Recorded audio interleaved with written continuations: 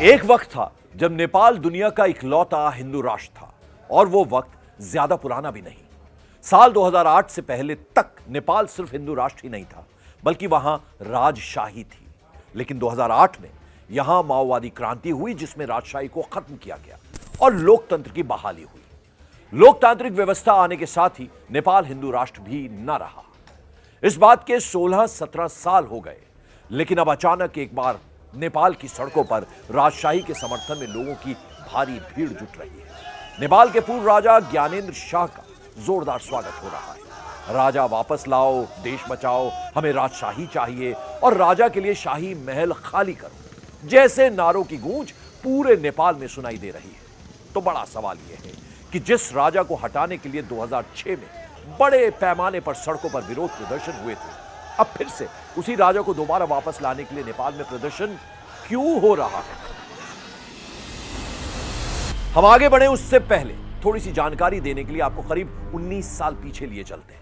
बात 2006 की है जब राजा ज्ञानेंद्र शाह को गद्दी से हटाने के लिए नेपाल के लोगों ने बड़े पैमाने पर विरोध प्रदर्शन किया था, जिसकी वजह से आखिरकार 2008 में किंग ज्ञानेंद्र शाह को राजशाही खत्म करने पर मजबूर होना पड़ा। तब से ही राजा ज्ञानेंद्र शाह महल छोड़ एक साधारण आदमी की जिंदगी जी रहे हैं। नेपाल में लोकतंत्र तो आया, लेकिन साथ ही राजनीतिक अस्थिरता का लंबा दौर चला, जिससे न सिर्फ वहां भ्रष्टाचार चरम पर है बल्कि नेपाल की माली हालत भी दिनों दिन बद से बदतर होती जा रही है, जिससे लोग आजिज आ चुके हैं। 2008 में नेपाल में लोकतांत्रिक व्यवस्था बनने के बाद 16 साल में अब तक 13 सरकारें बनी हैं।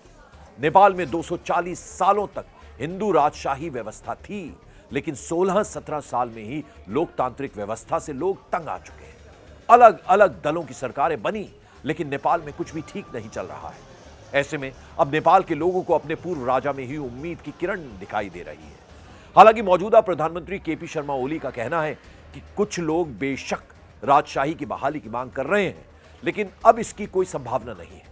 बहरहाल नेपाल में बदलाव की सुगबुगाहट के बीच एक दिलचस्प बात नजर आई, जिसका सीधा कनेक्शन भारत से है। नेपाल में ज्ञानेंद्र शाह के समर्थन में लोगों के हुजूम के बीच वहां कुछ युवक राजा ज्ञानेंद्र शाह के साथ उत्तर प्रदेश के सीएम योगी आदित्यनाथ का पोस्टर लहराते दिखे। ज्ञानेंद्र शाह ने इसी साल जनवरी में ही उत्तर प्रदेश की यात्रा की थी। खबरों के मुताबिक इस यात्रा के दौरान नेपाल के पूर्व राजा योगी आदित्यनाथ से मिले भी थे। वैसे भी गोरखाओं का सीधा कनेक्शन गोरक्षपीठ से है, जिसके गोरक्षपीठाधीश्वर योगी आदित्यनाथ है। इसीलिए नेपाल में भी सीएम योगी आदित्यनाथ काफी लोकप्रिय हैं। अब जब नेपाल के युवक योगी की तस्वीर लहरा रहे हैं, तो नेपाल के राजनीतिक दलों में इसको लेकर खलबली मची हुई है। नेपाल के प्रधानमंत्री केपी ओली ने इसको लेकर आलोचना भी की है। नेपाल में चल रहे इस घटनाक्रम को लेकर भारत की नजर बनी हुई है। नेपाल सिर्फ पड़ोसी देश ही नहीं है, बल्कि दोनों देशों के बीच के बॉर्डर खुले हुए हैं और दोनों देश के नागरिक बिना वीजा बॉर्डर आर पार कर सकते हैं। हाल ही में नेपाल ने चीन की तरफ हाथ बढ़ाए हैं, जिससे भारत की चिंता भी बढ़ी है। नेपाल के कम्युनिस्ट नेताओं का भारत विरोधी रवैया कोई नया भी नहीं है। इसीलिए नेपाल में कुछ भी बदलाव होता है तो उसका असर भारत पर पड़ना लाजमी है।